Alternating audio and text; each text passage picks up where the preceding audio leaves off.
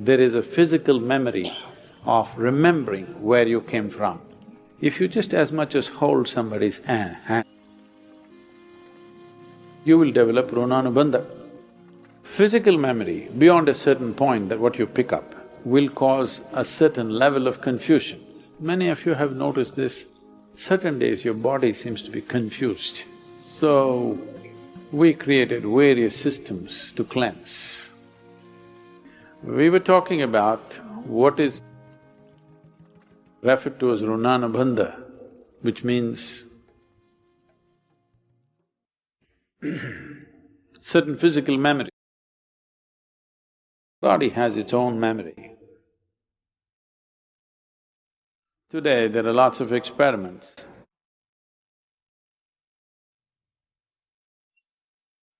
to partially prove some of these things. Let's say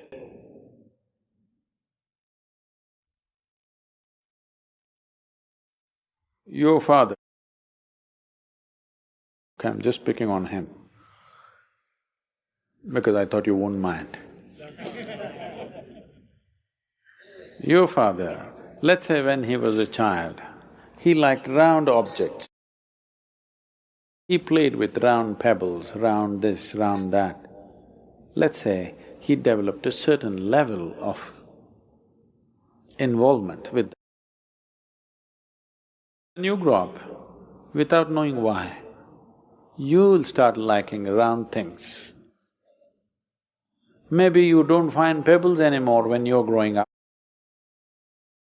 So you'll pick on something else. Whatever you choose, you will tend to choose that kind of thing. These things are proven beyond doubt that these repetitions happen. This is simply because you carry a certain genetic material. Runanubandha means the physical memory that you carry within you. This can happen because of blood relationship. This can also happen due to sexual relationship. That body has a certain memory.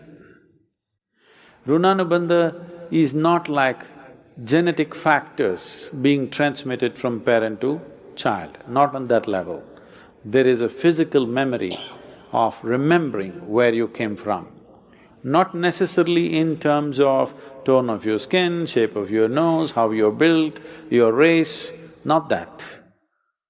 It is just that if you just as much as hold somebody's hand, you will develop runanubandha.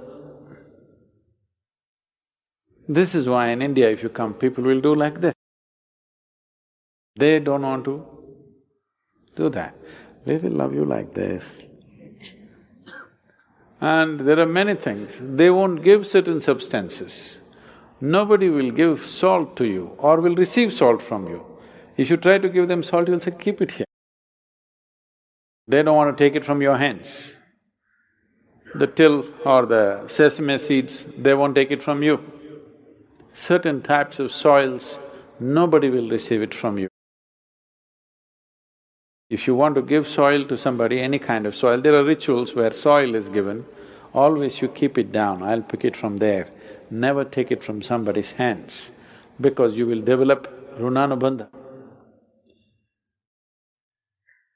Physical memory, beyond a certain point that what you pick up, will cause a certain level of confusion. Confusion, not here, this confusion is a different thing, that is something you have earned. But physical confusion, if the body is confused, it can't come to ease. It is… many of you have noticed this, certain days your body seems to be confused. Have you noticed this? Wherever you sit somehow. Another day you sit down, So, we created various systems to cleanse. One thing is fire wash, air wash. Really? Of course, the water wash every day. When I was in a period of time when I was into lot of sadhana, I would have somewhere between 5 to 7 showers a day. Because your system becomes so sensitive, you sat on this cushion, now you're conscious what this cushion is doing to you. So you want to wash, at least just water running over your body. 5 to 7 days, 7 times a day. This is not like calculated, I must do it 5 times or 7 times. Whenever you feel like… Most yogis have shower at least twice a day, minimum. Usually it's a dip in the river. Just at least once you dip in flowing water so that you're washed clean. Those who are doing sadhana, even today in the ashram, none of the brahmacharis are allowed to even wash their clothes in a common place. Everybody washes their clothes separately. So, we can't put a washing machine and put everybody's clothes in it and do it, it would be easier. But we will not do it because all of them are doing sadhana and everyone has their own specific characteristic. We don't want it all mixed up because it'll not work. If we have to mix it up, then every wash we will have to coat it with soil. You don't know this probably. All the sannyasis, all the sadhus and sannyasis always use very fine sieved mud, red earth to color their clothes. Entire ashram is painted like this because it's just soil we used, okay? Soil with a certain… a certain adhesive sticks like paint. And all buildings in the ashram were painted like this. And all sadhus, sannyasis, those who are on spiritual path, wash their clothes with red earth, filtered earth, with that they wash, so that's why that color, that's how it's come. So either you must wash separately or every time you must coat it with some soil material so that the runanubandha, the only runanubandha that you hold is with the earth, not with people around you, not with things around you, just with the plant. That is okay, because if you wear clothes, because the word soil here is used differently, if you wear soiled clothes no, not like that. Dipped in red earth, if you wear these clothes, in some way it is a reminder for the body as to where it comes from and where it'll go. So, those who are on the spiritual path always use clothes which have been dipped in filtered red earth. Actually, the white clothes turn into mud color because it's been constantly washed with filtered earth.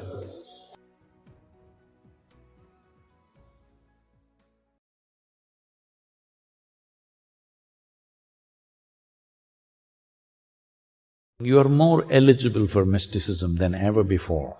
Ask the youth, are they interested?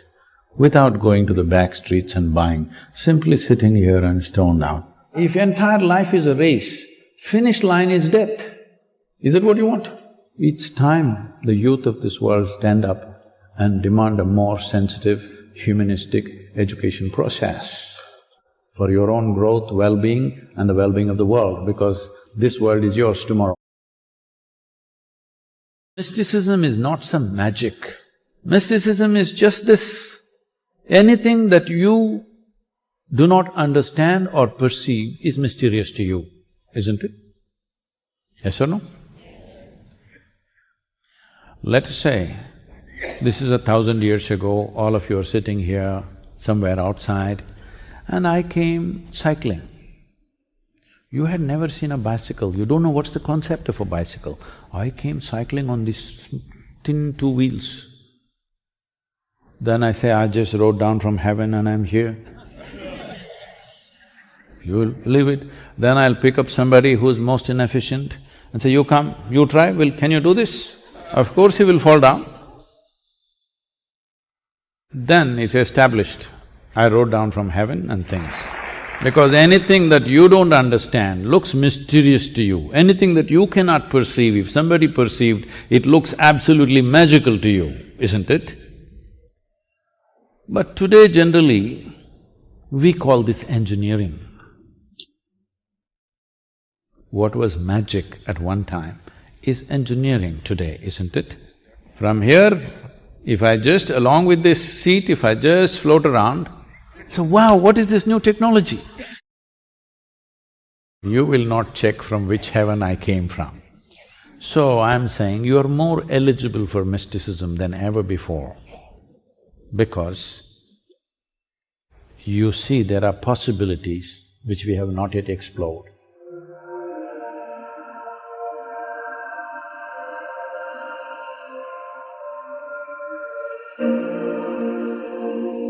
I'm a little bit perplexed when I'm talking to people who are younger, like say 20 years old, or in a mode of strengthening their individuality and being actually totally resistant to this idea that they need to let the guard down. About a year and a half ago, nearly 2 years ago,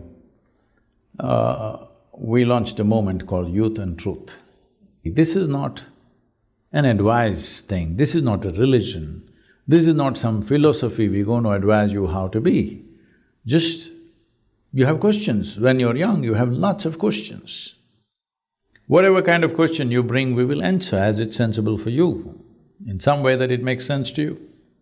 And it picked up so much momentum that as I'm saying, over 162 universities right now invites are waiting, we're just not able to go. So what is it that draws them? So, I'm in Bangalore city. They've been inviting me to all these under 25 conferences, you know. There are under 25 conferences. Only those who are under 25, somehow I am eligible. Well, nearly 13,000 youth are sitting there, strong smell of marijuana, okay? So, there are many ways to approach them. I'm saying a simple way. Just look at my eyes. I'm always stoned. Ask the youth, are they interested? Without going to the back streets and buying, simply sitting here and stoned out, would they be interested? All of them are interested. That's why they're after me. So, don't try to teach them a philosophy, give them a better alternative. Hello? Give them a better alternative, why will they not go for it? Because youth don't want to listen to the rubbish that the old people are talking endlessly. They're always talking about things which are not worked in their life. When I say it's not worked, I'm saying how people were when they were 5, 6 years of age, how joyful and exuberant they were. By the time they're 30, how they become. Has it worked, I'm asking? At 5, if you're so joyful, by the time you're 30, you should be ecstatic if you had grown up. Just the reverse has happened, obviously it's not worked. Nonsense has survived for too long on the basis of being the authority. A time has come when no authority will survive. Truth is the only authority. What works lives, what doesn't work dies. Good times.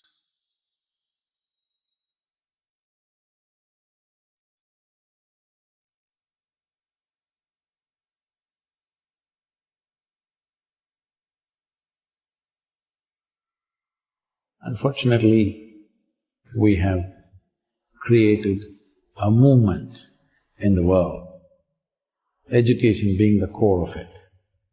There are many other aspects. Education is the core of it, where it's always about conquering the world.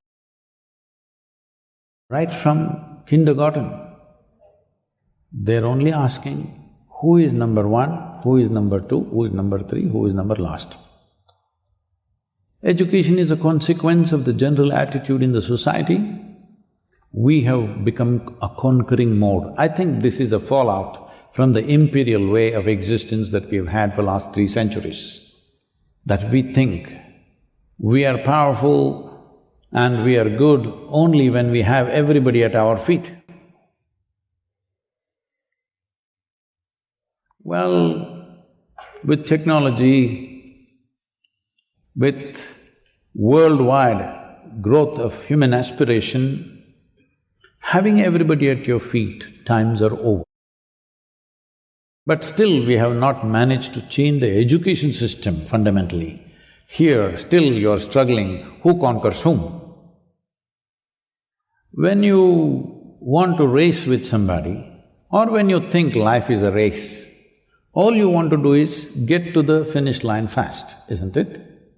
Hello? If entire life is a race, finish line is death. Why don't you get there quick? Hello? Is that what you want? People are telling me that is also happening in the universities, unfortunately. That is also happening, most unfortunate. Why would a young person want to take his own life? When they want to take their own life, we are doing something very fundamentally wrong in the society. The main problem is this: we want everybody to be conquerors. Not everybody has a heart to be a conqueror. Not everybody wants to conquer anything. Hello? Everybody would want to explore, engage, understand, but not everybody wants to conquer. But we have set the whole world in a conquest mode. So the only way is all the sensitive people will get trampled, the crudest lot will get to the top. Not a good way to structure this society and this world. It's time we change the structures which make people. Education is an important process because nearly 90% of the human population is passing through that one sieve, isn't it? Hello? This sieve should become a sensitive, very humanistic sieve. This should not be an imperial sieve, this should not be, an Adolf Hitler or Alexander the Great kind of sieve. Right now we are trying to produce them. We are trying to produce them always. We are trying to produce tyrants who will enjoy other people's failures, isn't it? Hello? I want to be number one means what? I enjoy all of you have failed. Why? Why have we brought this about? It's time the youth of this world stand up and demand a more sensitive, humanistic education process for your own growth, well-being and the well-being of the world, because this world is yours tomorrow.